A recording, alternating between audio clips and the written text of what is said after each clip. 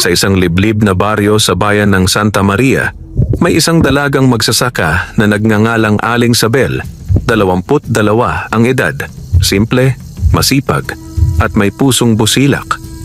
Bata pa lamang siya ay tinuruan na ng kanyang ama ng mga gawain sa bukid, pagtatanim, pag-aani, at pangangalaga ng hayop.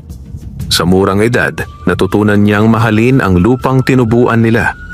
Ngunit nang pumanaw ang kanyang mga magulang, siya na lamang ang natirang tagapangalaga ng maliit na sakahang puno ng palay. Bawat umaga, maaga siyang nagigising upang magdilig, mag-ani at magwalis sa paligid ng palayan.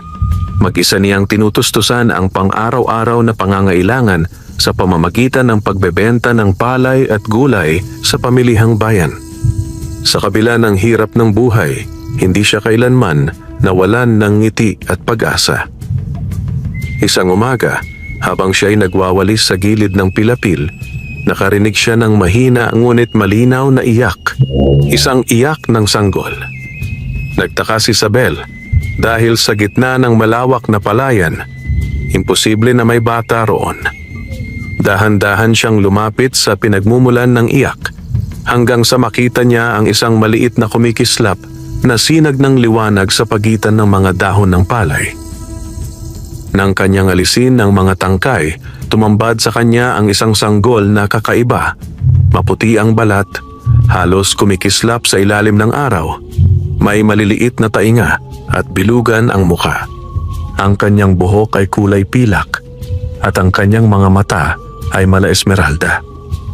Nakabalot ito sa manipis na tela na tila gawa sa sinag ng buwan. Diyos ko po, isang sanggol, wika ni Sabel habang nanginginig ang mga kamay. Pinulot niya ito at agad dinala sa ilalim ng puno ng santol upang silungan sa araw. Ngunit nang kanyang titigan ng maigi, napansin niyang hindi ordinaryo sanggol. Sa bawat galaw nito ay may kasamang bahagyang kislap ng liwanag. Isa kang duwende? Mahina niyang bulong. Natatandaan niya ang mga kwento ng kanyang yumaong lola tungkol sa mga puting duwende. Mga nilalang na mabubuti, tagapagbantay ng kalikasan, at bihirang magpakita sa tao. Habang pinagmamasdan niya ang sanggol, napansin niyang parang lumalakas ang paghihip ng hangin at humahalimuyak ang paligid ng palayan. Tila may mga bulaklak na sabay-sabay na namulaklak. Ang mga ibon ay nagsipagliparan sa himpapawid na parang may ipinagdiriwang. Dahil sa awa, dinala ni Sabel ang sanggol pauwi sa kanyang maliit na bahay kubo. Hindi ko alam kung saan ka nanggaling, pero aalagaan kita, sabi niya habang inilalagay ang sanggol sa banig. Pinainom niya ito ng mainit na gatas mula sa kanyang kalabaw at nilambing ng mga awitin. Sa bawat himig niya ng kundiman, kumikislap ang paligid ng bahay at tila may dumadaloy na kakaibang kapayapaan. Kinagabihan, habang natutulog siya, nanaginip si Sabel ng isang matandang lalaki na puting-puti ang buhok, nakasuot ng gintong barong at may hawak na tungkod. Anak ng lupa, sabi ng matanda. Ang sanggol na inaruga mo ay hindi basta nilalang. Siya ay anak ng aming lahi, isang puting duwende na isinilang upang ibalik ang balanse ng kalikasan. Ngunit may mga nilalang na nagnanais siyang kunin upang gamitin ang kanyang kapangyarihan para sa kasamaan. Nagising si Sabel na pawis at nanginginig. Tiningnan niya ang sanggol. Mahimbing pa rin itong natutulog. Ngunit sa noo nito ay may kumikislap na bilog na tila mutya. Mula noon, nagpasya siyang itago at pangalagaan ng sanggol. Tinawag niya itong Lunti dahil sa kulay ng mga mata nitong parang dahon ng bagong sibol na palay. Ngunit hindi niya alam, may mga matang lihim na nagmamasid sa kanya mula sa kakahuyan. Isang grupo ng mga nilalang na may maitim na balak na alam ang kahalagahan ng sanggol na duwende. Makalipas ang 3 araw mula nang matagpuan ni Sabel ang sanggol na duwende, Tila naging mas magaan ang kanyang araw-araw na gawain. Ang dating mabagal niyang pagtatanim ay tila nagiging mabilis at ang mga palay na kanyang itinatanim ay mabilis sumibol na parang may mahiwagang pataba. Hindi niya ito pinansin noong una, ngunit nang mapansin niyang pati ang mga punong dati tuyot ay biglang nagkaroon ng bagong usbong, napaisip siya. Hindi kaya dahil kay Lunti? Bulong niya sa sarili habang tinitingnan ang sanggol na mahimbing na natutulog sa duyan. Sa tuwing dumaraan ang hangin, kumikintab ang balat ng bata at tila sinasaliwan ng maliliit na sinag ng araw na nagmumula sa sahig ng kubo. Tuwing gabi, bago matulog, lagi niyang naririnig ang mahinang tilaok ng mga ibon at kaluskos ng mga dahon sa labas. Minsan ay may nakikita siyang maliliit na ilaw na parang mga alitap-tap na umiikot sa paligid ng bahay. Ngunit alam niyang hindi iyon mga ordinaryong alitap-tap, sapagkat sa tuwing lilitaw ang mga ito, nararamdaman niya ang init sa kanyang dibdib at amoy ng mga bulaklak na hindi niya pa kailanman naamoy. Isang gabi, habang sinusubuan niya ng gatas si Lunti, bigla niyang narinig ang mahinang katok sa pinto. Tok, tok, tok. Sandali lang po, sigaw ni Isabel habang mabilis na itinakip ang kumot kay Lunti. Nang buksan niya ang pinto, naroon ang kanyang kapitbahay, si Aling Berta, isang matandang babaeng kilala sa baryo bilang tsismosa at may pagkausisero. Isabel, may nakita daw sa bukid kagabi, mga kumikislap na ilaw at parang may tinig ng bata. Hindi kaya may kaluluwang ligaw dyan sa paligid mo? Tanong ni Aling Berta, sabay sulyap sa loob ng bahay. Ngumiti si Isabel kahit kinakabahan. Wala po, Aling Berta. Siguro mga alitap-tap lang po iyon. Madalas na po silang dumami tuwing ganitong panahon. Tugon ng matanda na tila may pagdududa. Bantayan mo lang, Hija. Minsan, yang mga liwanag ay palatandaan na may mga nilalang na hindi dapat nakikita ng tao. Pagkaalis ng matanda, agad isinara ni Isabel ang pinto at nilak ang lahat ng bintana. Yumuko siya sa duyan at hinaplos si Lunti. Huwag kang mag-alala, Lunti. Hindi kita pababayaan. Kinabukasan, habang nagtatrabaho siya sa bukid, napansin niyang may 3 batang lalaki na palaging nakatingin sa kanyang bahay mula sa malayo. Mga anak ito ni Mang Ruperto, isang lalaking kilala sa baryo bilang sakim at mapagmalaki. Ate Isabel, sigaw ng isa. Sabi ni tatay, may itinatago ka raw na kakaibang bata. Totoo ba yon? Hindi sumagot si Isabel. Bagkus ay nginitian lamang niya ang mga ito at sinabing, wala akong tinatago. Ang bata siguro ay nasa imahinasyon lang ng inyong ama. Ngunit sa kanyang loob, naramdaman niya ang matinding kaba. Alam niyang nagsisimula ng kumalat ang balita tungkol sa mga kakaibang ilaw sa paligid ng kanyang sakahan. Pagdating ng gabi, muling bumalik sa panaginip ni Isabel ang matandang lalaki na nakita niya noong una. Anak ng lupa, wika nito. Ang sanggol na inaruga mo ay tagapagmana ng mutya ng kalikasan. Isang kapangyarihang kayang magbigay buhay sa mga tanim at magpagaling ng mga sugat ng mundo. Ngunit habang tumatagal, mas marami ang makakaamoy sa kanyang liwanag. Kailangan mong maging handa. Paano ko siya po protektahan, Lolo? Tanong ni Isabel sa panaginip. Sa ilalim ng puno ng balite sa dulo ng iyong sakahan, may nakabaong bato na may ukit ng araw at buwan. Iyon ang bato ng pagbabantay. Hukayin mo ito at ilagay sa ilalim ng duyan ng sanggol. Iyon ang magtatago sa kanyang liwanag sa mga mata ng masasamang nilalang. Pagmulat ni Isabel kinabukasan, agad siyang nagtungo sa dulo ng palayan.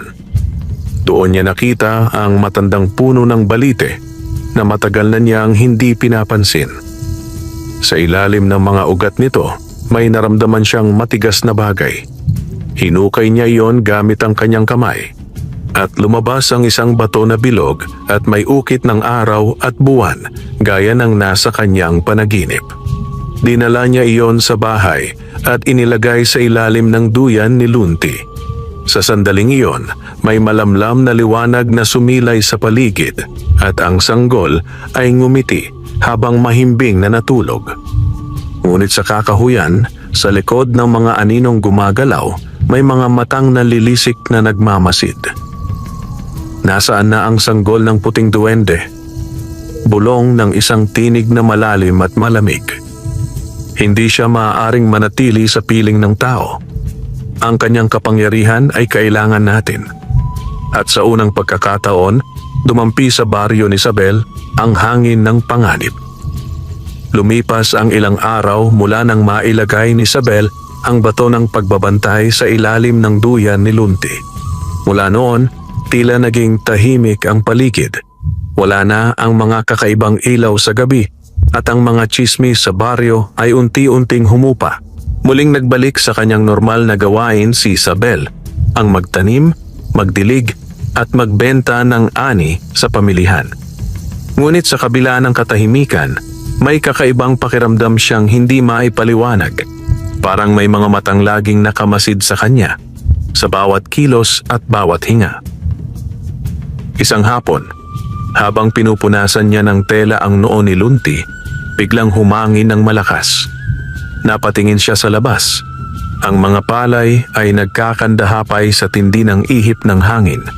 At sa gitna ng mga ito, tila may nakatayong mga aninong nagmamasid. "May tao ba riyan?" sigaw ni Isabel, ngunit walang sumagot. Pagkatapos ng ilang saglit, tumigil ang hangin at bumalik ang katahimikan. Kinagabihan, habang tulog si Lunti, muling bumalik sa panaginip ni Isabel ang matandang duwende. "Anak ng lupa, mag-ingat ka," wika ng matanda.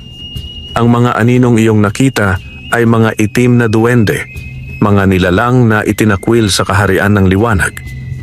Gusto nilang maagaw si Lunti sapagkat ang kapangyarihan ng batang iyon ang tanging makapaghihilom sa kanilang sumpa."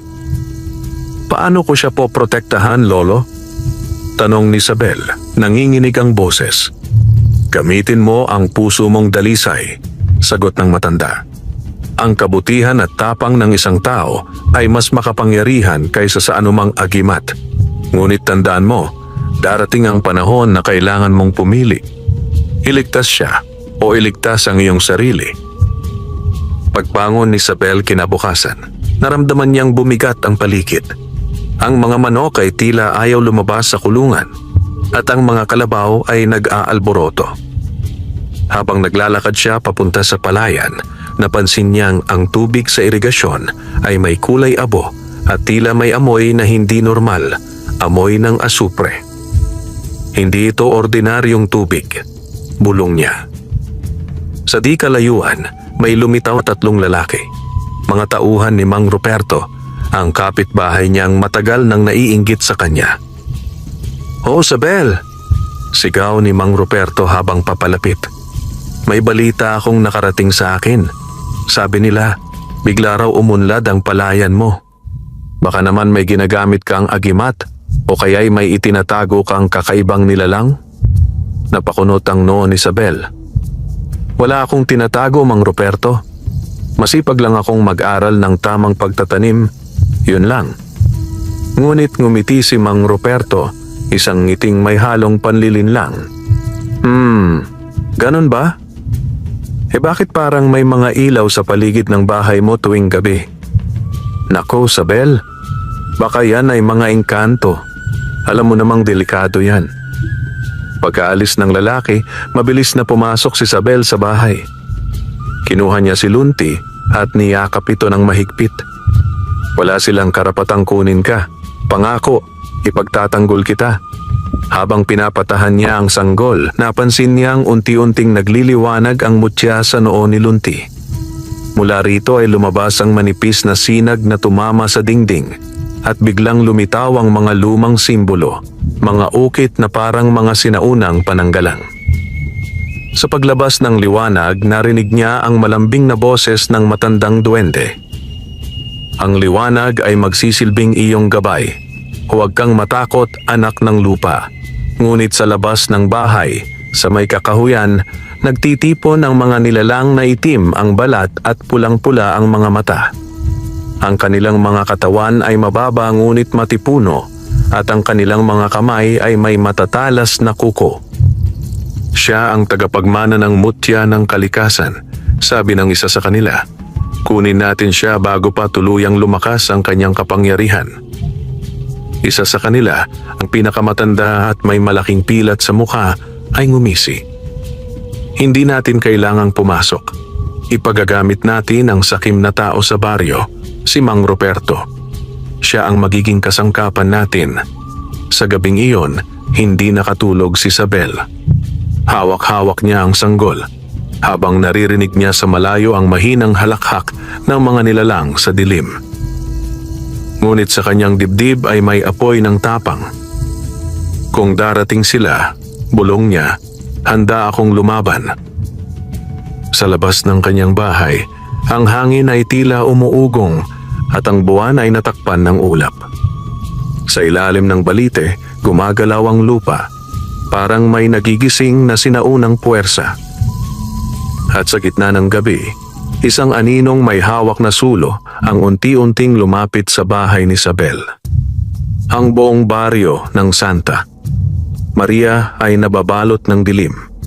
Ang buwan ay natatakpan ng makakapal na ulap at tanging ang mga huni ng kuliglig at ihip ng hangin ang maririnig. Sa gitna ng katahimikan, may mga yabag na marahang lumalapit sa bahay ni Isabel. Mabibigat, mabagal, at may kasamang tunog ng pagkaluskos ng damo. Sa loob ng kubo, mahigpit na niyayakap ni Isabel si Lunti. Ramdam niya ang malamig na simoy ng hangin na parang may kasamang bulong. Ang mga ilaw ng lampara ay biglang pumaypay at sa dingding ay lumitaw ang mga anino. Maliit, matitigas ang hugis at kumikilos na parang may sariling buhay. Lunti, mahinang wika ni Isabel. Huwag kang matakot anak, narito lang si Inang Isabel. Ngunit bago pa siya makapagsalita pa, isang malakas na hampas ng hangin ang bumagsak sa kanilang bahay. Nayanig ang bubong at bumukas ang pinto. Sa labas, nakita niya ang mga itim na duwende. 6 silang lahat, mababa ngunit may mga pulang mata at matatalas na ngipin. Ang kanilang mga damit ay yari sa balat ng ahas at sa mga kamay nila ay may mga sanga at bato na tila ginawang sandata. Ang isa sa kanila ay sumigaw, "Ibigay mo sa amin ang sanggol ng puting lahi, babae, hindi mo siya pag-aari." Tumayo si Isabel, nanginginig man ang katawan, ay matatag ang boses. Walang sino man ang makakaagaw sa kanya. Isa siyang sanggol at ako ang kanyang tagapangalaga. Ngunit sa gitna ng dilim, may isa pang anyong lumitaw, isang tao. Isa siyang lalaki, matangkad at may hawak na sulo. Paglapit nito, tumambad ang muka, si Mang Ruperto. "Ah, Isabel," wika niya. "Akala mo siguro hindi ko malalaman na may nilalang kang inaalagaan. Ibigay mo sa akin ang bata. Alam kong may kayamanan o kapangyarihan yang duwende. Kapag ibinigay mo sa akin yan, hindi kita sasaktan." "Hindi mo alam ang pinapasok mo, Ruperto," sagot ni Isabel habang humahakbang patras. "Ang batang ito ay hindi para sa kasakiman. Siya ay ipinadala upang magligtas, hindi upang gamitin," ngunit ngumisi si Ruperto. "Magligtas? Ha? Alam mo bang dahil sa kanya, natuyo ang irigasyon ko at hindi na tumutubo ang aking palay? Siya ang dahilan ng sumpa." Bago pa makapagsalita si Isabel, inihagis ni Ruperto ang isang bote ng langis sa bubong at sinindihan ito. Agad kumalat ang apoy. "Ngayon piliin mo, ang bahay mo o ang sanggol," sigaw niya. Habang naglalagablab ang apoy, biglang kumislap ang mutya sa noo ni Lunti. Isang malakas na liwanag ang lumabas at ang hangin ay biglang umikot sa paligid ng bahay, pinatay ang apoy. Ang mga itim na duwende ay napaatras, nasunog ng liwanag. "Hindi maaari," Sigaw ng isa sa kanila. Nagising na ang kapangyarihan ng sanggol. Sa gitna ng liwanag, narinig ni Isabel ang tinig ng matandang duwende. Isabel, gamitin mo ang kapangyarihang kaloob ng bato ng pagbabantay. Itaas mo ito sa liwanag ni Lunti. Agad niyang hinukay sa ilalim ng duyan ang bato. Sa sandaling itinaas niya ito, nagliwanag ito ng kulay asul at berde. At mula rito ay lumabas ang mga ugat ng liwanag na parang mga sanga ng punong kahoy. Binalot ang buong bahay at itinaboy ang mga nilalang ng dilim. Si Ruperto ay napasigaw at natumba, natakpan ng alikabok at usok. Ang mga itim na duwende naman ay napasubsob sa lupa, nagsisisigaw habang unti-unting naglalaho. Hindi pa rito nagtatapos. Sigaw ng pinuno nila bago tuluyang mawala. Nang tuluyang lumisan ang dilim, lumuhod si Isabel sa harap ng duyan at humagulgol. Salamat, Panginoon. Salamat at ligtas kami. Ngunit sa labas ng bahay, nakita niyang nakahandusay si Ruperto. Mahina at walang malay, ngunit buhay. Lumapit siya rito. Ruperto, wika niya. Hindi mo kailangang gawin ito. Ang kasakiman ay walang patutunguhan. Bago siya tuluyang mawalan ng ulirat, mahina nitong sinabi, "Hindi ko alam. May bumubulong sa akin. May mas malakas kaysa sa atin." Lumipas ang ilang oras. Tumila na ang hangin at unti-unting lumiwanag ang langit. Dinala ni Isabel si Lunti sa labas at inihiga ito sa ilalim ng araw. Ang batang duwende ay ngumiti. At sa sandaling iyon, bumalik ang liwanag sa paligid ng sakahan. Ang mga tuyong palay ay muling nagdahon at ang irigasyon ay muling bumalik sa daloy. Ngunit sa dulo ng gubat, sa ilalim ng mga ugat ng punong balite, may mga matang muling nagliwanag. Mas matindi, mas mapanganib. Hindi kami titigil hanggat hindi namin nakukuha ang sanggol. Wika ng isang malalim na tinig. Ihanda ang susunod na hakbang. At sa gabing iyon, sa hangin ng Santa Maria, may dalang babala ang bawat paghihip ng hangin. Ang digmaan ng liwanag at dilim ay magsisimula pa lamang. Pagsikat ng araw, muling nagbalik ang katahimikan sa baryo. Ang mga ibon ay nagliparan at ang mga dahon ng palay ay kumikislap sa hamog ng umaga. Ngunit sa puso ni Isabel, may mabigat na kaba. Alam niyang hindi pa tapos ang lahat. Sa labas ng kanyang kubo, nakahandusay pa rin si Mang Ruperto. Dahan-dahan siyang nilapitan ni Isabel, dala ang tubig at pamunas. "Ruperto, gisingin mo ang iyong sarili. Hindi kita kaaway." Wika niya habang pinupunasan ang noo nito.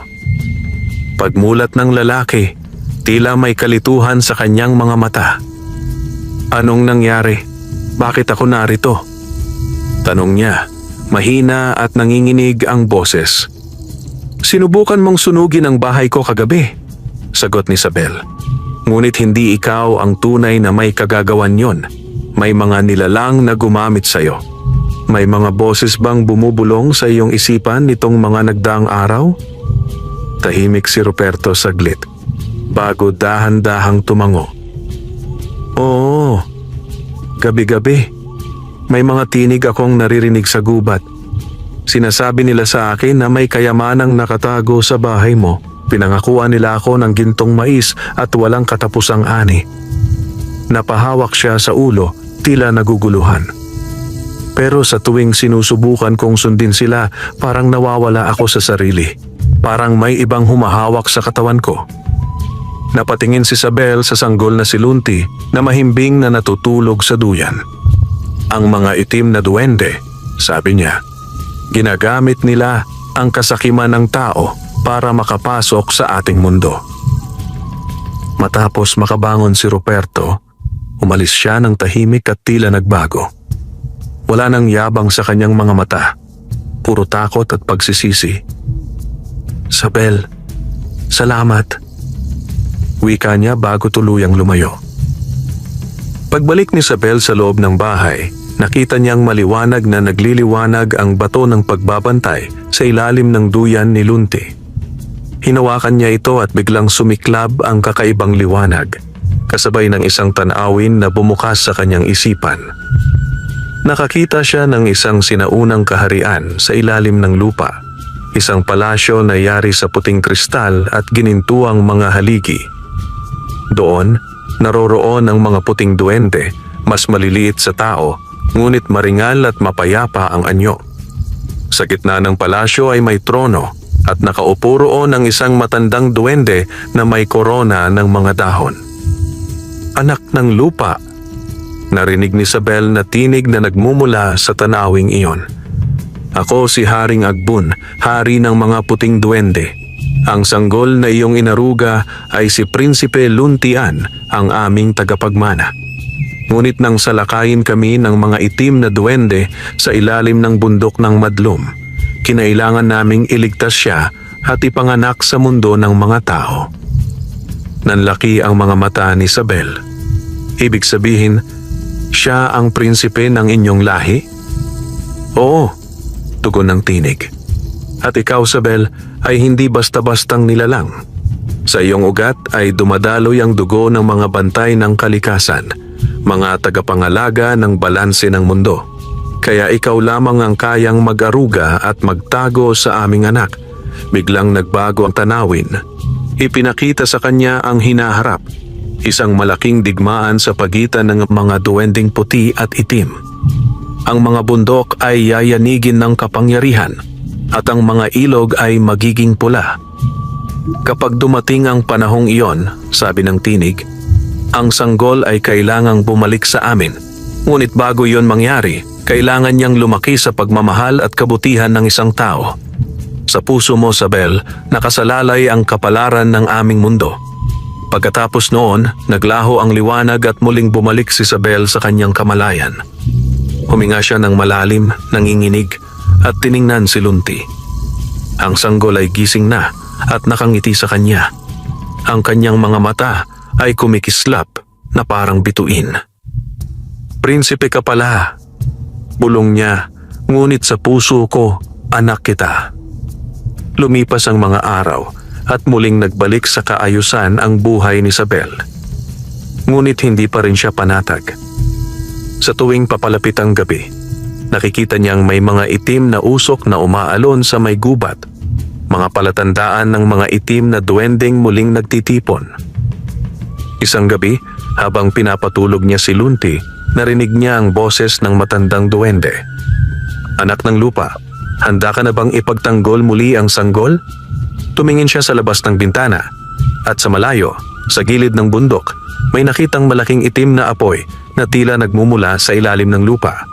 Sa ibabaw nito, may mga nilalang na nakasakay sa mga aninong parang ulap, mga sugo ng dilim. Alam niyang malapit na ang labanan. Ngunit sa puso ni Isabel, wala siyang takot. Dahil para sa kanya, hindi siya basta magsasaka lamang. Siya ang tagapangalaga ng liwanag sa gitna ng dilim. Hinaplos niya ang buhok ni Lunti at bumulong. Kapag dumating sila, hindi tayo magtatago. Lalaban tayo, anak. At sa labas ng kanilang tahanan, ang mga alitaptap ay muling nagsipagliparan, tila mga sundalong nagbabantay sa paligid ng palayan, handang tumulong sa oras ng panganib. Pagsapit ng dapit hapon, habang ang araw ay unti-unting lumulubog sa likod ng bundok, ramdam ni Isabel ang kakaibang katahimikan sa paligid ng sakahan. Ang mga ibon ay hindi na umaawit at ang mga kalabaw ay tila ayaw lumapit sa irigasyon. Ang hangin ay mabigat, may halong amoy ng usok at bakal. Si Lunti, na noon ay halos 6 na buwang gulang na, ay masigla at palaging nakangiti. Ngunit sa gabing iyon, kakaiba ang kanyang kilos, tahimik, at ang mga mata ay nakatingin sa labas ng bintana, parang may nakikita. Isabel! Biglang narinig niyang tinig ng matandang duwende na tila dumadaloy sa hangin. Ang oras ay dumarating na. Ang mga itim na duwende ay nagtipon sa ilalim ng bundok. Ngunit hindi ka nag-iisa. May mga nilalang na handang tumulong sa inyo. Lumabas siya ng bahay, hawak-hawak ang bato ng pagbabantay at tumingin sa langit. Ang mga ulap ay nagdilim, ngunit sa gitna ng langit ay may isang sinag na bumaba, isang bilog na liwanag na unti-unting naging hugis ng tatlong nilalang. Mula sa liwanag ay lumitaw ang tatlong engkanto bantay. Si Balen, tagapangalaga ng mga punong kahoy, may katawan na tila yari sa ugat at balat ng kahoy at mga matang luntian. Si Lyra, diwata ng hangin, may buhok na parang ulap at tinig na tila ihip ng simoy. At si Kasul, tagapangalaga ng ilog, may asul na balat at kumikislap na parang tubig ang kanyang mga galaw. Anak ng lupa, wika ni Lyra. Narinig namin ang panawagan ng bato ng pagbabantay. Dumadaloy sa iyo ang dugo ng mga bantay at sa sanggol na inaruga mo ay nananahan na liwanag ng aming mundo.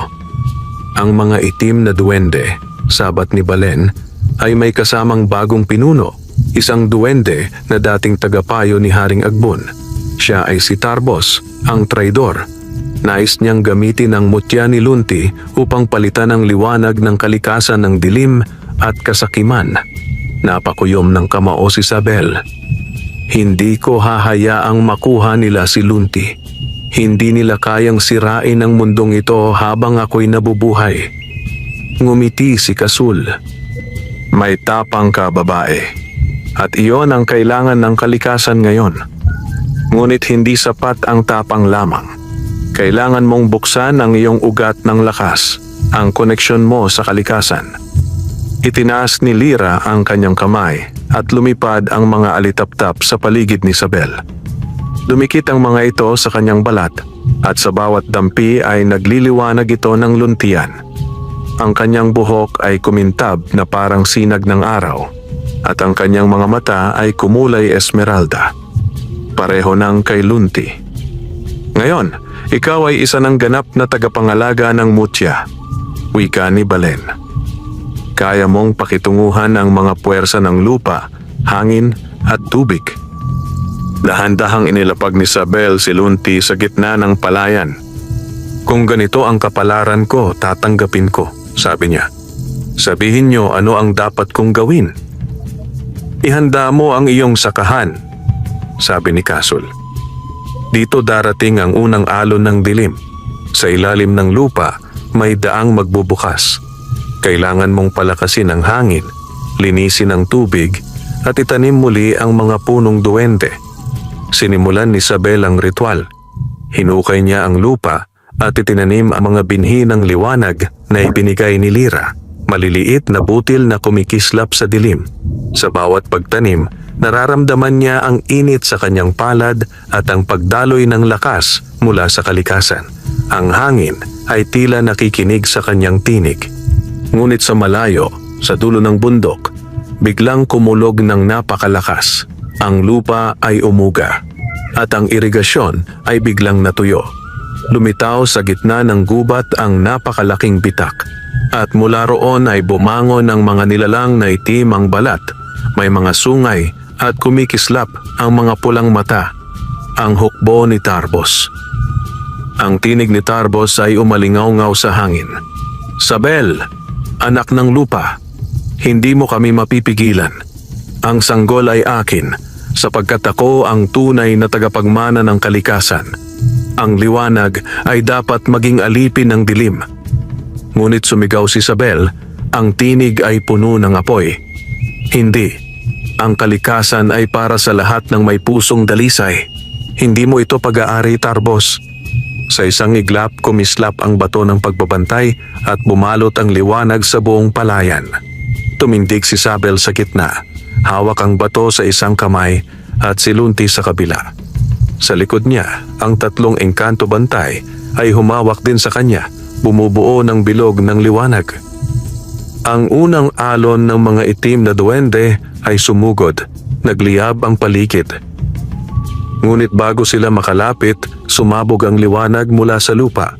Mga ugat ng puno ang umangat. Mga hangin ay umikot na parang ipo-ipo at ang tubig ng ilog ay umakyat at bumagsak bilang kalasag sa paligid ng bahay ni Sabel. Isang matinding sagupaan ang naganap. Liwanag laban sa dilim, hangin laban sa usok, buhay laban sa kasakiman. At sa gitna ng kaguluhan, nakita ni Isabel si Tarbos. Matangkad sa lahat ng duwende, may pulang korona ng apoy at mga matang nagliliyab ng galit. "Hindi ka mananalo, babae," sigaw niya. Ngumiti si Isabel, matatag at walang takot. "Hindi ako nag-iisa. Ang buong kalikasan ay nasa aking panig." At sa sandaling iyon, sabay silang nagbanggaan ng kapangyarihan. Ang dilim ni Tarbos laban sa liwanag ng bato ng pagbabantay. Ang langit ay kumulog at ang lupa ay lumindol. Ang hangin ay umikot na parang ipo-ipo ng liwanag at dilim na nagsasalpukan.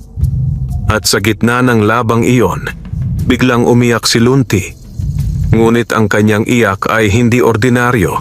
Ito'y naging tinig ng kalikasan, isang tunog na nagpagaling sa mga tuyong lupa at nagpatigil sa dilim. Ang mga itim na duwende ay napatigil, natakpan ang kanilang mga tainga. At si Tarbos ay napaatras, nanghihina sa liwanag. Ngunit bago siya tuluyang bumagsak, ngumiti ito ng mapanlinlang. "Hindi pa tapos ito, Isabel. Hindi mo alam. Ang tunay na sumpa ni Lunti." Bago tuluyang mawala sa liwanag, naiwan ng malamig na boses ni Tarbos. Isang pahiwatig ng panibagong panganib na darating. Habang yakap ni Isabel ang sanggol, nagtanong siya sa hangin. Anong ibig niyang sabihin? Anong sumpa? Ngunit walang sumagot. Tanging ang malamig na hangin ng gabi, na tila may dalang misteryong naghihintay ng kasagutan. Lumipas ang ilang araw matapos ang labanan sa palayan.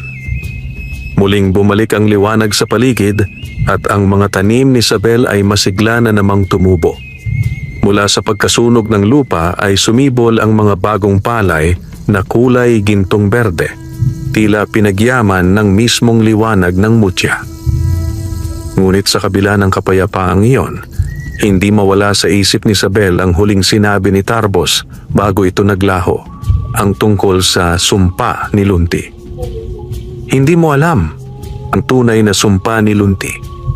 Tuwing gabi, habang pinapatulog niya ang sanggol, paulit-ulit iyon na umuukit sa kanyang isipan.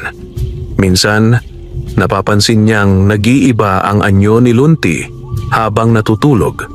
Ang kanyang balat ay nagiging malakristal at ang liwanag sa kanyang katawan ay lumalakas na para bang sinisipsip ng paligid.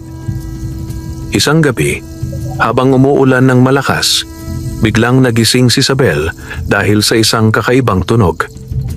Isang mahina ngunit malinaw na bulong mula sa labas. Ilawan ng dilim. Ilawan ng dilim. Paglabas niya, nakita niyang ang mga ilaw ng alitaptap ay naglaho at ang hangin ay bumigat. Sa gitna ng ulan, may isang aninong nakatayo. Hindi duwende, kundi tila kaluluwa ng isang puting duwende. Namumula ang mga mata at puno ng pighati. Anong kailangan mo? Sigaw ni Isabel habang hawak ang bato ng pagbabantay. Hindi ako kaaway, sagot ng nilalang. Ako si Eru, tagapagbantay ni Prinsipe Lunti noong siya'y isinilang. Dumating ako upang ipaalam sa iyo ang katotohanan. Lumapit si Isabel, nanginginig sa lamig ng ulan. Anong sumpa ang sinasabi ni Tarbos? Ano ang totoo tungkol kay Lunti? Umihip ang malakas na hangin at kasabay nito'y lumabo ang paligid. Parang dinala si Isabel sa isang tanawing hindi sa mundo ng tao. Isang malalim na kuweba na kumikislap sa asul na liwanag. Doon, nakita niya ang mga larawan ng mga puting duwende sa giyera laban sa mga itim. Sa gitna ng labanan, isang batang duwende ang iniluwal, si Lunti.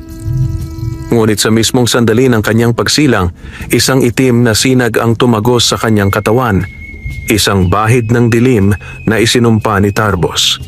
Ang sumpa ay nagsasabing, kapag tumanda ang tagapagmana ng mutya at hindi nabalanse ng kabutihan ang dilim sa kanyang dugo, siya mismo ang magiging pintuan ng pagkawasak ng kalikasan.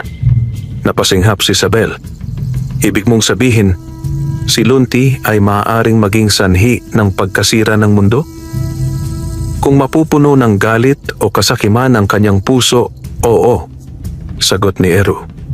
Ngunit kung palalakihin mo siya sa dalisay na pagmamahal, siya ang magiging tagapagligtas. Ang kapalaran niya ay nakasalalay sa iyo, Sabel. Biglang kumulog at bumalik sa normal ang paligid. Nasa kubo na muli si Sabel, basang-basa sa ulan. Nakatulog si Lunti sa duyan, mahimbing, parang walang alam sa mga pangyayaring iyon. Lumuhod si Sabel sa tabi ng duyan at hinaplos ang buhok ng bata. Kung ganoon, anak, lalo kitang poprotektahan. Hindi ako papayag na ang sumpa mo ang maging dahilan ng kapahamakan. Ngunit kinabukasan, habang nagdidilig siya sa palayan, may napansin siyang kakaiba. Ang mga palay na dati berde ay nagkaroon ng bahagyang itim sa dulo. Ang tubig sa irigasyon ay tila nagiging madilim at ang mga ibon ay ayaw lumapit. Lumapit si Lira, ang diwata ng hangin na biglang lumitaw mula sa ulap. Sabel, nararamdaman ko ang pagbabago. May bahid ng dilim na nagsisimulang gumising sa loob ng sanggol. Kailangan nating pigilan ito bago lumakas. Paano ko gagawin iyon? Tanong ni Sabel, halatang nag-aalala. May paraan, tugon ni Lira. Sa tuktok ng bundok ng Madlum, may isang sagradong halaman, ang bulaklak ng diwa, na tanging sa ilaw ng buong buwan namumukadkad. Kapag inihalo mo ang katas nito sa tubig na iinumin ng sanggol, mapapawi ang sumpa. Ngunit, dagdag ni Lira, ang bundok ay ngayon ay pugad ng mga natitirang itim na duwende. Isa itong mapanganib na lugar. Napatingin si Sabel sa direksyon ng bundok. Walang imposible para sa ina, sabi niya. Kung ito ang paraan upang mailigtas ang aking anak, haharapin ko ang panganib. Kinagabihan, habang mahimbing ang tulog ni Lunti, inihanda ni Sabel ang kanyang sako, tubig at ang bato ng pagbabantay. Isinuot niya sa leeg ni Lunti ang isang maliit na piraso ng bato bilang proteksyon. Anak, sandali lang akong mawawala. Huwag kang matakot. Ang mga engkanto ay magbabantay sa iyo. Paglabas niya ng bahay, lumapit sina Balen at Kasul. Sabel, sabi ni Balen, hindi ka nag-iisa. Sasamahan ka namin hanggang sa paanan ng bundok. Pagdating doon, ikaw lamang ang makakapasok. Habang binabaybay nila ang masukal na daan patungong bundok, ang hangin ay nagiging malamig at ang kalangitan ay unti-unting nagdidilim. Sa bawat hakbang, naririnig nila ang mga tinig na bumubulong mula sa mga puno, mga boses ng mga duwendeng naligaw sa dilim. Bumalik ka, anak ng lupa. Wala kang panalo rito. Ngunit patuloy lang si Sabel, matatag ang puso, hawak ang bato sa dibdib. Hindi ako tatalikod, wika niya, dahil ang pagmamahal ay mas malakas kaysa sa takot. Sa dulo ng landas, tumambad ang bundok ng Madlum. Mataas, puno ng usok at tila may sariling pintig. Mula rito, naramdaman niya ang malakas na pag-ikot ng enerhiya, ang pinanggagalingan ng dilim. Habang papalapit siya, sumigaw si Kasul. Sabel, mag-ingat! Nandyan na sila! At mula sa dilim, unti-unting lumitaw ang mga anino. Ang hukbo ni Tarbos na muling bumangon, ngayon ay pinamumunuan ng isang nilalang na mas matindi pa. Isang duwending babae, ang reyna ng dilim. Ngumiti ito, malamig at mabangis. Maligayang pagdating, Sabel. Ako si Reyna Marga, tagapagmana ng sumpa ni Tarbos. At ako ang magtatapos ng lahi ng liwanag. Taimtim na tumingin si Sabel sa kanya at sa kanyang mga mata ay sumiklab ang alab ng liwanag. Hindi mo alam ang lakas ng isang inang handang mag-alay ng buhay. At sa unang pagkakataon, ang liwanag ng bato ng pagbabantay ay kumislap sa buong bundok. Hudyat ng panibagong labang magpapasya sa kinabukasan ni Lunti at ng buong mundo ng mga engkanto. Habang tumitindi ang hangin sa paligid ng bundok, tila nagigising ang buong kalikasan. Ang mga puno ay kumakalansing, ang mga bato ay kumikislap sa kakaibang liwanag, At sa bawat hakbang ni Isabel ay nanginginig ang lupa na parabang nakikiramdam sa kanyang puso. Sa tuktok ng bundok ng Madlum, nag-aabang si Reyna Marga, ang babaeng duwende ng dilim. Matangkad, maputla, may mahahabang buhok na kulay abo at mga mata na kumikislap ng pula. "Matagal kitang hinintay, Isabel," sabi ni Marga sa tinig na malamig na parang bakal. "Ang sanggol na inaruga mo ay hindi pag-aari ng liwanag. Siya ay bunga ng kasalanan, ng karunungang hindi dapat isilang sa mundo." "Hindi mo alam ang sinasabi mo," tugon ni Isabel, nakatayo sa harap ng 3 engkantong kasama, sina Balen, Kasul at Lira. Si Lunti ay pag-asa, hindi sumpa. Ngumisi si Marga, sabay itinaas ang kamay. Mula sa lupa ay lumabas ang mga itim na duwende, armado ng mga sibat na yari sa usok at bato. Ang pag-asa ay ilusyon. Ang liwanag ay kayang lamunin ng dilim. Kapag nagising ang sumpa ni Lunti, ikaw mismo ang magpupunas ng sariling luha habang winawasak niya ang mundong pinoprotektahan mo. Ngunit matatag si Isabel. "Hindi ko hahayaang mangyari yan." Itinaas niya ang bato ng pagbabantay at mula rito ay lumabas ang 3 sinag, berde, bughaw at puti, na bumalot sa kanyang katawan. Ang 3 engkanto sa likod niya ay nagbago ng anyo. Si Balen ay naging dambuhalang puno, si Kasul ay naging ilog na dumadaloy pataas, at si Lira ay naging malaking agila na yari sa hangin. Nagsimula ang labanan. Ang mga itim na duwende ay sumugod, ngunit sinalubong sila ng mga alon ng tubig ni Kasul. Sinasabayan ng matatalas na ugat ni Balen na parang mga sibat na galing sa lupa. Si Lira ay lumilipad sa himpapawid, nagbubuga ng mga bagyong hangin na nagpapalipad sa mga kaaway. Si Isabel naman ay nasa gitna ng labanan, hawak ang bato sa isang kamay, at sa bawat galaw niya ay naglalabas ito ng liwanag na pumupunit sa dilim. Ngunit si Reyna Marga ay hindi nagpatalo. Iniangat nito ang 2 kamay at bumuga ng itim na usok na humigop sa liwanag ng paligid. "Isabel!" sigaw ni Lira. Ang hangin ay nilalason niya. "Gamitin mo ang lakas ng lupa." Ipinatong ni Isabel ang bato ng pagbabantay sa lupa at sa isang iglap, nagsimulang gumalaw ang bundok. Ang mga bato ay nagbanggaan at mula sa ilalim ng lupa ay sumibol ang mga ugat ng liwanag na bumalot sa kanyang katawan. Ngunit sa halip na umatras, tumawa si Marga. "Hindi mo nauunawaan," sabi nito. "Habang lumalakas ka, mas ginising mo ang sumpa sa dugo ng iyong anak." At sa sandaling iyon, sa bahay ni Isabel, si Lunti ay nagising. Ang mga mata niya ay nagdilim at sa kanyang noo lumitaw ang marka ng dilim. Itim na bilog na may hugis ng buwan. Ang mga alitaptap sa paligid ng bahay ay naglaho at ang hangin ay tumigil. Ang lupa ay bahagyang umuga. "Nanay!" Mahinang tinig ni Lunti. Kahit sanggol pa siya ay lumabas sa hangin. "Nasasaktan ako." Narinig iyon ni Isabel sa gitna ng labanan. Napaluhod siya, hawak ang dibdib. "Lunti!" sigaw niya. "Huwag kang magpapadala sa dilim." Ngunit si Marga ay ngumiti, sabay sabing, "Nakikita mo? Hindi mo siya maililigtas. Siya ay magiging kasangkapan ko upang sirain ang liwanag."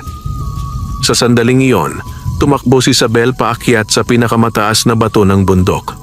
Itinaas niya ang bato ng pagbabantay at sumigaw, "Kalikasang bumubuhay sa amin, bigyan mo ako ng lakas ng isang ina."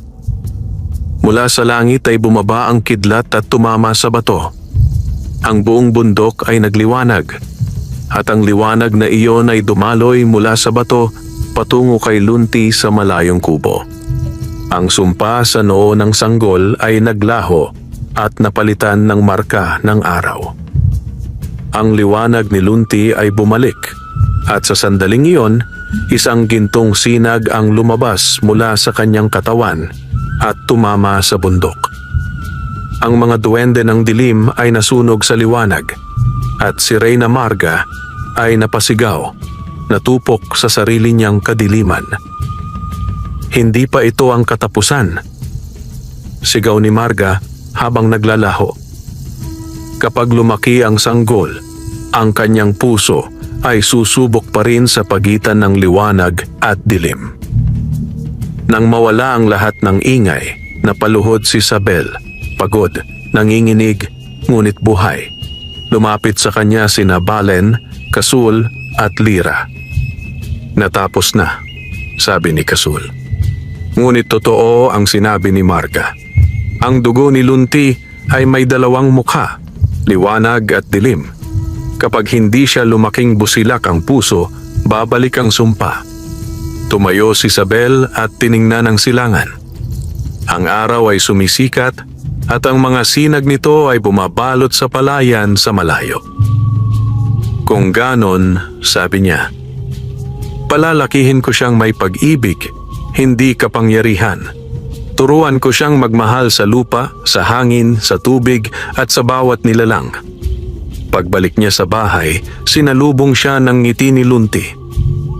Nakapikit ang bata ngunit nakangiti, parang alam niya ang ginawa ng kanyang ina. Lumuhod si Isabel at bumulong. Lunti, anak ko, ikaw ang prinsipe ng mga duwende, ngunit higit doon, ikaw ang anak ng kalikasan. Hindi mo kailangang maging hari, maging mabuti ka lang. At habang yakap niya ang sanggol, ang mga alitap-tap ay muling lumipad sa paligid at ang palayan ay kumintab sa sinag ng araw. Sa di kalayuan, sa ilalim ng bundok, may natirang isang maliit na bato na kulay itim, nanginginig at tila naghihintay muling magising. Dahil ang kwento ng liwanag at dilim ay hindi pa tapos. Makalipas ang maraming taon, ang dating sanggol na si Lunti ay naging isang batang masigla, matalino, at may kakaibang kabaitan. Sa tulong ni Isabel, lumaki siyang may pusong busilak at mapagmahal sa kalikasan. Sa bawat umaga, makikita siyang tumutulong sa kanyang ina sa palayan, nagdidilig ng mga tanim, nagpapakain ng mga hayop, at nakikipaglaro sa mga ibon at paru-paro. Ang mga halaman ay tila sumasayaw kapag siya'y lumalapit, at ang mga ilog ay nagiging malinaw sa bawat kanyang paghawak. Ngunit higit sa lahat, ay kakaiba siyang kaloob. Kaya niyang kausapin ang mga nilalang ng kalikasan. Magandang umaga, Lunti, wika ng kalabaw. Magandang umaga rin po, Tatay Turo, tugon ng bata, sabay haplos sa ulo ng hayop. Si Isabel naman ay masayang pinagmamasdan ng anak. Sa kabila ng lahat ng pinagdaanan nila, nanatiling payapa ang kanilang buhay. Ngunit sa kanyang puso, nananatili pa rin ang takot sa babala ni Reyna Marga na balang araw, susubukin ng dilim ang puso ng kanyang anak. Isang gabi, habang sila'y naghahapunan, napansin ni Isabel ang kakaibang kinang sa mga mata ni Lunti. Ina, sabi ng bata, may naririnig akong tinig tuwing gabi. Tinig na nagsasabi sa akin na pumunta raw ako sa bundok. Doon daw ako makakakita ng mga katulad ko. Napatigil si Isabel. Alam niyang ito na ang simula ng propesiya. Anak, wika niya, ang bundok ay mapanganib. Maraming nilalang doon na hindi mo pa kayang harapin. Dito ka muna sa ating bahay. Dito ligtas ka. Ngunit hindi mapigil ni Isabel ang tadhana. Kinagabihan, nang siya'y makatulog, si Lunti ay marahang lumabas ng bahay. Sa liwanag ng buwan, naglakad siya patungong kagubatan, dala ang maliit na batong iniwan ng kanyang ina sa kanyang duyan noon, ang piraso ng bato ng pagbabantay. Sa pagpasok niya sa gubat, nagbago ang paligid. Ang mga puno ay tumuwid na parang mga haligi at ang hangin ay malamig. Sa di kalayuan, may liwanag na kumikislap. Nilapitan niya ito at nakita ang isang nilalang na nakaupo sa ibabaw ng bato. Isa itong bata ring duwende, kulay abuhin ang balat, may pulang mata, ngunit maganda ang ngiti. Lunti, sabi nito, Matagal kitang hinintay. Ako si Miro, anak ng isang puting duwende at ng isa sa mga itim. Kagaya mo, ako ay kalahating liwanag, kalahating dilim. Nagtaka si Lunti. Paano mo nalaman ang pangalan ko? Ngumiti si Miro. Dahil magkaugnay tayo, pareho tayong bahagi ng iisang propesiya. Hindi mo ba nararamdaman? Ang mundong ito ay hindi balanse. Sa ilalim ng bundok ng Madlum, muling nagigising ang mga nilalang na itinapon doon. At kailangan nila ng pinuno, isang tulad natin. Napatitig si Lunti sa kanya. Pinuno? Hindi ako mandirigma. Anak lang ako ng magsasaka. Ngumisi si Miro. Hindi mo kailangang maging mandirigma. Ang kailangan mo lang ay tanggapin ang iyong kapangyarihan. Ang dilim at liwanag ay parehong nasa iyo. Kapag natutunan mong gamitin pareho, magiging pinakamakapangyarihang duwende ka sa lahat. Sa isang iglap, itinapat ni Miro ang kanyang kamay sa lupa. Mula roon ay lumitaw ang isang itim na bato. Ang puso ng Madlum, isang labi ng kapangyarihan ni Reyna Marga. Hawakan mo ito at mararamdaman mo ang iyong tunay na lakas. Hinabot ni Lunti ang bato, ngunit bago niya ito mahawakan, biglang kumislap ang piraso ng bato ng pagbabantay sa kanyang bulsa. Mula roon ay lumabas ang liwanag at ang tinig ng kanyang ina ay narinig niya sa isip. Anak, huwag! Ang dilim ay hindi kailanman magiging daan sa kabutihan. Napaatras si Lunti, natakot. Hindi ko kailangan ng bato mo. Ngunit natawa si Miro. Hindi mo maitatanggi ang kalahati ng pagkatao mo, Lunti. Balang araw, hahanapin mo rin ako. At kapag dumating ang araw na iyon, pipiliin mo kung sino ka talaga. Tagapangalaga ng liwanag o hari ng dilim. Sa isang iglap, naglaho si Miro. At ang paligid ay bumalik sa normal. Pag-uwi ni Lunti, nadatnan niya ang kanyang inang gising at umiiyak. Anak, saan ka galing? Halos pasigaw na tanong ni Isabel habang niyayakap siya. Ina, may nakita akong nilalang. Sabi niya, pareho kaming kalahating duwende. Sabi niya, may dilim din sa akin. Napatigil si Isabel. Hinawakan niya ang mukha ng anak. Makinig ka, Lunti. Hindi masama ang dilim kung natatabunan ito ng kabutihan. Tandaan mo, hindi sa dugo nasusukat ang pagkatao ng isang nilalang, kundi sa puso. Ang iyong puso lamang ang makakapili ng iyong magiging daan. Tumango si Lunti, ngunit sa kanyang isipan ay nananatili ang tanong. Totoo nga bang bahagi siya ng dilim? At kung oo, hanggang kailan niya ito mapipigilan? Habang natutulog siya, muling kumulog ang langit. Sa ilalim ng bundok ng Madlum, may mga mata muling nagbukas. Mga nilalang na muling nagigising, tinatawag ang pangalan ni Lunti. At sa gitna ng dilim, isang tinig ang maririnig. Ang oras ng pagpili ay malapit na.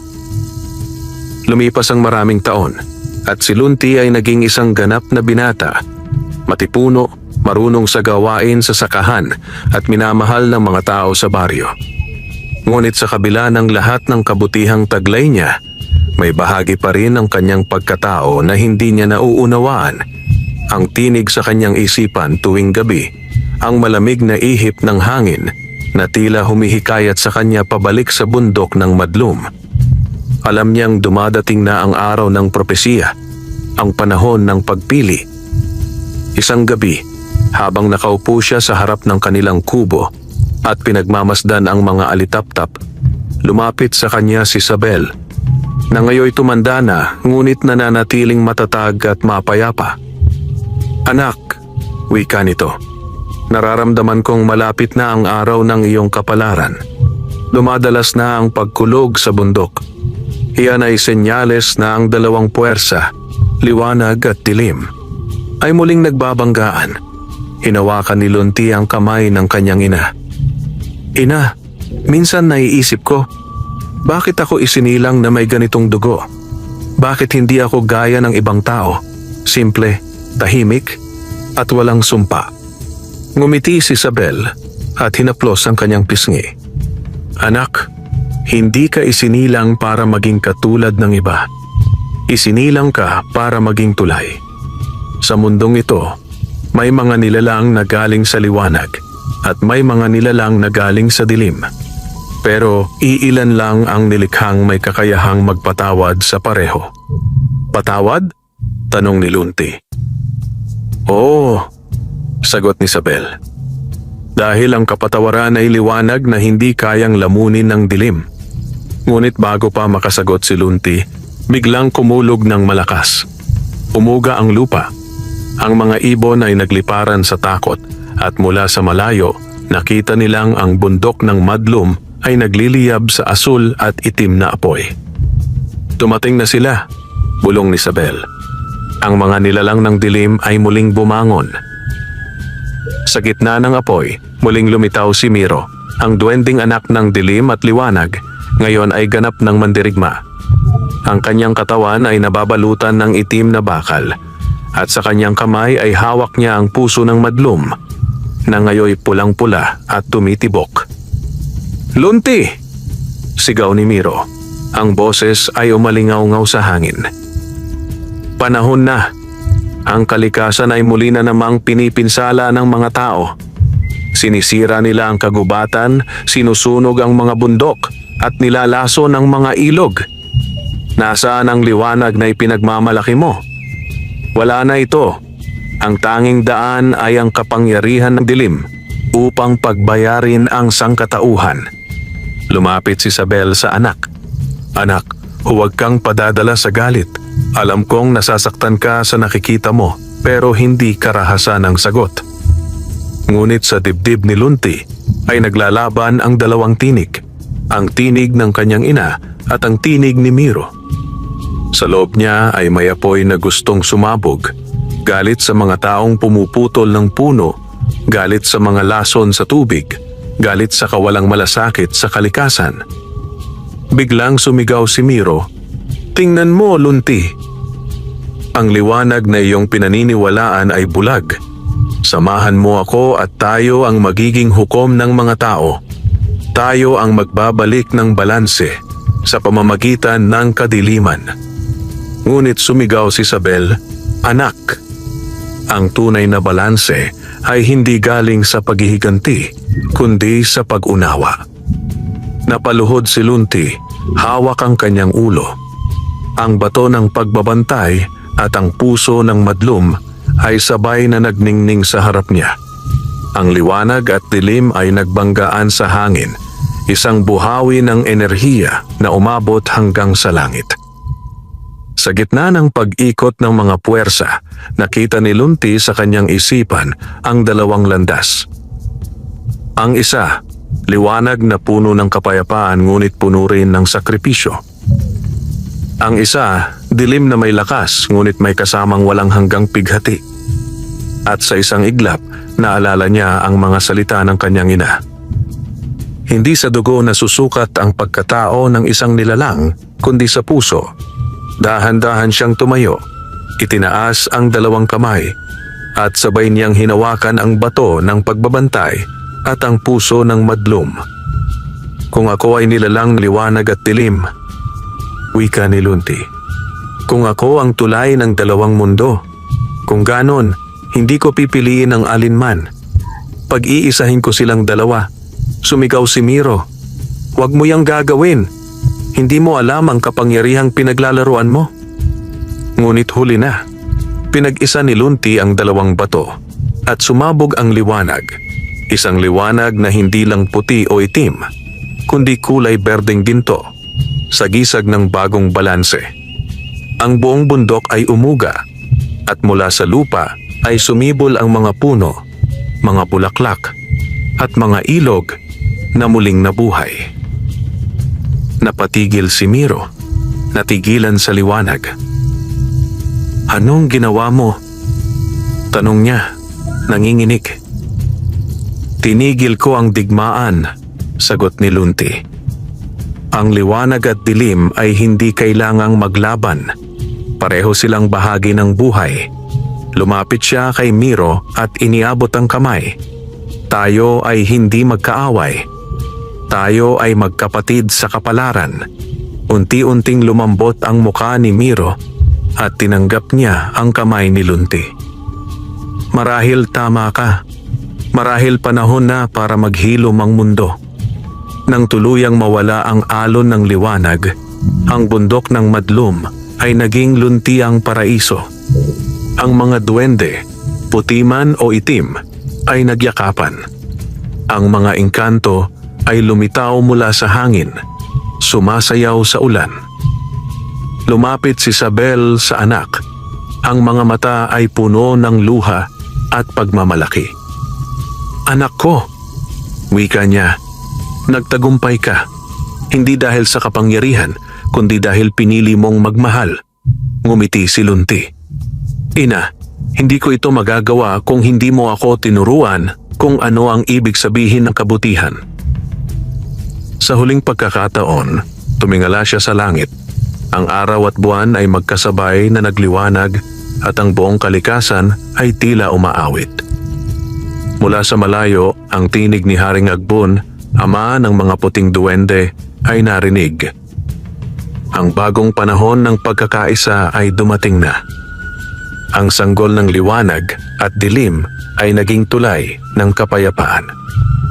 Sa baryo ng Santa Maria, ang mga tao ay namangha nang makita ang mga palay na nagdilaw ng sabay-sabay at ang hangin ay nagdala ng amoy ng bulaklak.